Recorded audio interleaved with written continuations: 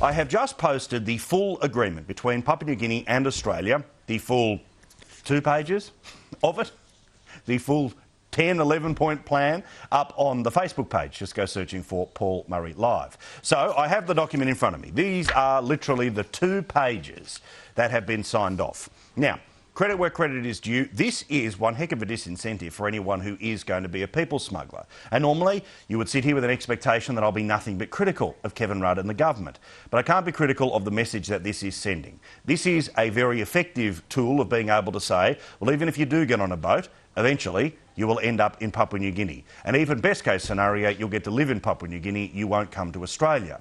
Now that's the message that they want us all to gladly repeat. And obviously, until that's tested, we have to take the government at its word. But there are some questions that I wanted to actually get to here in what, if it works, clearly would be an effective agreement, no doubt about it.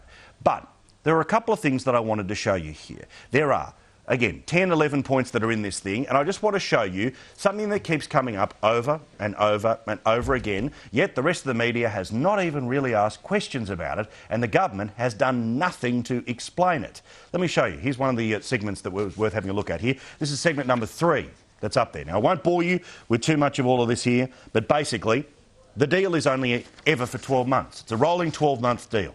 So this is to get this Prime Minister through an election. Number 4 is worth having a look at here too, is that the regional processing centre that is about to be rebuilt will be managed and administered by Papua New Guinea and under Papua New Guinea law with support from Australia. Read that as ka-ching, you're paying for it. Number 8, this is the big one. Australia will provide support through a service provider to any refugees who are resettled in Papua New Guinea or in any other participating regional, including Pacific Island state. Australia will also assist Papua New Guinea in effecting the transfer of those transferees who seek return to their home country or country where they have residence. So not only, obviously, are we going to pay for people to fly from Australia to Papua New Guinea, we'll fly them from Papua New Guinea back to Iran, Afghanistan, pick a country, but more importantly, and here's the double ka-ching ka-ching, is we will pay for the people once they are in Papua New Guinea. But for how long? Do we pay for all of their life in Papua New Guinea? Do they basically have a gold badge that says, I'm technically part of this PNG solution, therefore I don't have to pay the same things that locals do? These are questions that are genuinely not being answered by the Prime Minister. This is the big one, another big one. Australia will bear the full cost of implementing the arrangement in Papua New Guinea for the life of the agreement.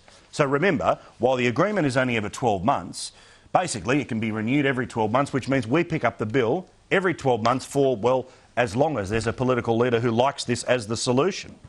And the final one worth having a look at here too is that we are going to build a brand new facility, but this is my favourite bit because this is about trying to sell it to Papua New Guinea.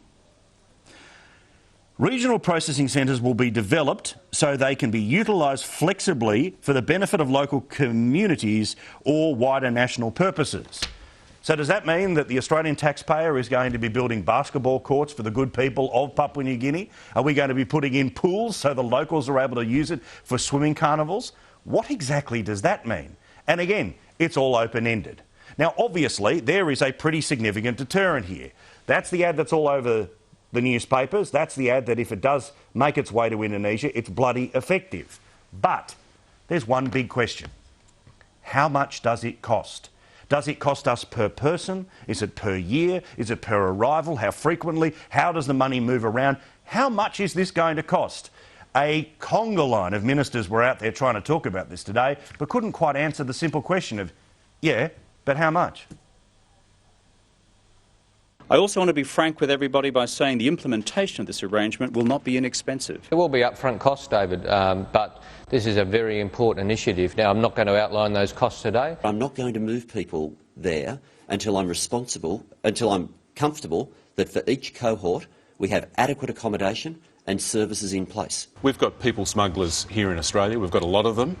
We've got to shut that market down, and that's why we're putting a bounty on their head. It's a bounty of up to $200,000. If that stops someone getting onto a boat and drowning in the middle of the ocean, then that's money well spent. If this works, it has the potential to reduce the cost that we currently pay for processing asylum seekers. That last bloke, Jason Clare, he's also the same bloke who said that Asada was going to basically bring down Australian sport, that there was a horrible criminal element that had taken hold. Remember? That was 6 months ago. That was a different issue. This is about boat people, and he's going to bring down the cost. But they don't know what the cost is in order for it to be brought down. So if it works, I'm sure it's going to be quite an effective system. The only problem is we have to trust them. And when they say stuff like that, am I the only one that doesn't trust them?